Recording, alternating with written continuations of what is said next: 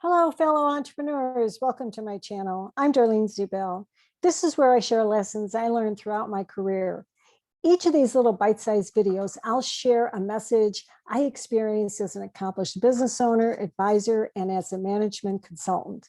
Thanks to all of you who have already left comments, and welcome to those who are here for the very first time. If this is your first time, please subscribe so that you don't miss any future lessons. In this session, I'm going to talk about whether or not you should buy a franchise. The first thing you do if you're considering a franchise is to verify their financials.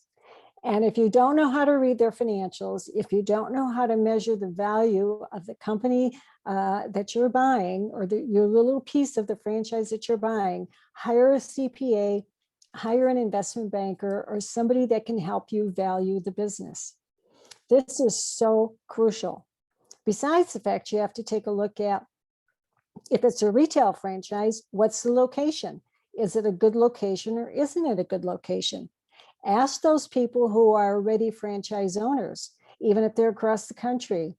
Find out what they're satisfied with and find out what expectations were not met. You may be surprised at the answers that you get.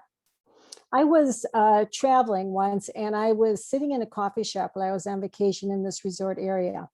And at the table next to me, I gathered from the conversation that there was a gentleman who owned a little franchise ice cream shop in the strip mall and a representative from the company that owned the franchise. He was complaining that none of his goals were met. He wasn't making as much money as they said he would, and the conversation just got ugly. Well, when I looked around that little strip mall, I realized that the location that he rented was not very good. It had street presence, but once you drove by the shop, it was too late to pull into the strip mall.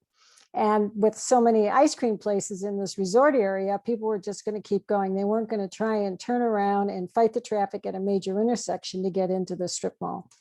I think the ice cream was good. I think the location was very poor. So do the research on it. And another good step that I tell people to take is build a business plan to start that business without buying the franchise. What would it take to do to be a competitor? Do you really need their name? Are they really, like this ice cream shop, did he really need their name? It was really a poor location. He probably could have opened the ice cream shop there for a lot less money than buying the franchise and probably get the same number of people to drive into that strip center. So ask what the success rate is, and not only take their word for it. Like I said, talk to some franchise owners that already own franchises with that company. I had so many of my MBA buddies call me and tell me, when they retire, they want to buy franchise sandwich shops and just sit back and collect mailbox money. Owning a franchise, you still have to do the work. You still have to, it's your money. You're still going to have to verify that the company is successful and is producing and the quality is there and so forth. It's not just if you inherit some money that you can buy a couple of businesses and expect it to be sustainable and grow on its own. Do the research, do the homework, because you never know. Like these people that the woman who spoke at Center for Women Business Owners and this little man who owned the ice cream shop, I could tell how unhappy they were and how misled they were. So get the right people to support you, get a good CPA that understands the financials, and maybe an investment banker that can tell you what the value of that business could be in the future so that you know what you're buying into.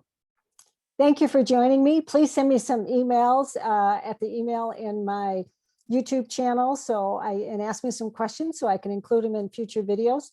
And I wish you all the best success in the world. Thank you so much for joining me.